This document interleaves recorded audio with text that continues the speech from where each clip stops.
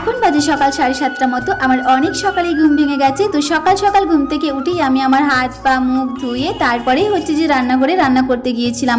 মাম্মাম সোনাকে ঘুম থেকে তোলার আগে আমি আমার কাজগুলো গুছিয়ে নিয়েছি। সোনা মায়ের জন্য একটু টিফিন করেছিলাম আর হচ্ছে যে একটু ভাত বসিয়ে দিয়েছিলাম। তো যাই হোক, মাম্মাম সোনাকে 7:30টার দিক করে ঘুম থেকে তুলেই দেখো আমি হচ্ছে যে ব্রাশ করিয়ে দিয়েছি। যাই হোক, আমি ওকে করাইনি, ও নিজে নিজেই করে নিয়েছে আর তার সাথে আমিও ব্রাশ করে নিয়েছি।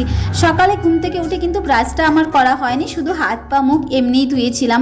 যেহেতু আমি একদমই সময় পাবো না, সেই জন্যই ভাবলাম যে না, ওর রান্নাবান্নাটা আগেই আমি করে দিই, তারপরে আমি আমার নিজেকে সময় দেব। যাই হোক, ওর সমস্ত কিছু আমি গুছিয়ে দিয়েছি। এখন আমি ওকে খাইয়ে পড়তে বসাবো। তো ওকে আমি পড়িয়ে আবার হচ্ছে যে ওকে খাইয়ে দাইয়ে টিফিন বানালাম নতুন করে ওর স্কুলের জন্য। তারপরে দেখো মাম্মামকে রেডি করিয়ে স্কুলে পাঠাচ্ছি। তো ওর মামা হচ্ছে যে ওকে নিয়ে স্কুলে যাবে, যেহেতু ওর মামা এখন ঘরেই থাকে, সেই জন্য ওর মামাই ওকে স্কুলে নিয়ে যায়।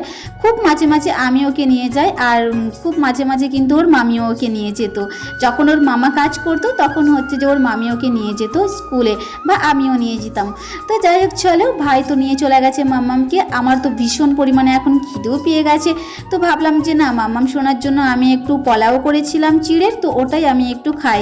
ওর হচ্ছে টিফিনে আজকে পোলাও দিয়েছিলাম। যাই হোক, তোমাদের সাথে আজ সেটা শেয়ার করা হয়নি, যেহেতু আমি অল্প করে একেবারে টিফিন করেছিলাম, তো সেই জন্য আমার আরও বেশি বেশি খিদে পেয়ে গেছে। গতকাল রাত্রেবেলা তো খাওয়াই হয়নি, না খেয়েই ঘুমিয়ে পড়েছিলাম, সেই জন্য আজকে একটু বেশিই খিদে পেয়ে গেছে আমার। তো রান্না করে দেখো আলু আর ডিম ভেজে নিচ্ছি আমার জন্য। তো এখন আমি একটু হচ্ছে যে ভাত খাবো। মাম্মাম শোনার জন্য যে আমি ভাত রান্না করেছিলাম ওটাই একটু আছে, তো ওটাই আমি খাবো।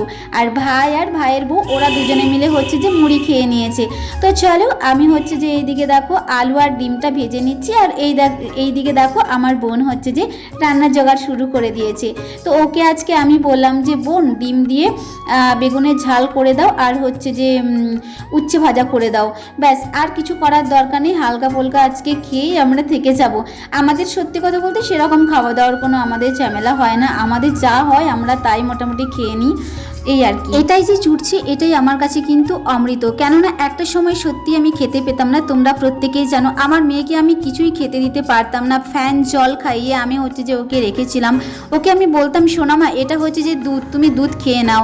তো এইভাবেই ওকে আমি ভুলিয়ে ভালিয়ে রাখতাম। কিন্তু এখন তোমাদের ভালোবাসায় এবং আশীর্বাদে এই যে আমি ভাত খেতে পাচ্ছি, আমার কপালে ভাত জুটছে, এটাই কিন্তু আমার কাছে অনেক। থ্যাংক ইউ সো মাচ তোমাদের সকলকে জানাই। এভাবেই তোমরা আমাদের পাশে থেকো, সাথে থেকো এবং আমাদেরকে এগিয়ে নিয়ে চলো।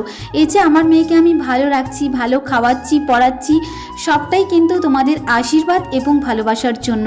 Thank you so much. সত্যি তোমাদেরকে যতটা পরিমাণে আমি ধন্যবাদ জানাবো, হয়তো অনেকটা পরিমাণেই কম হবে। তোমরা আমাদের পাশে ছিলে বলেই কিন্তু আমরা এত দূর এগিয়ে যেতে পেরেছি। Thank you so much. সবাই ভালো থেকো।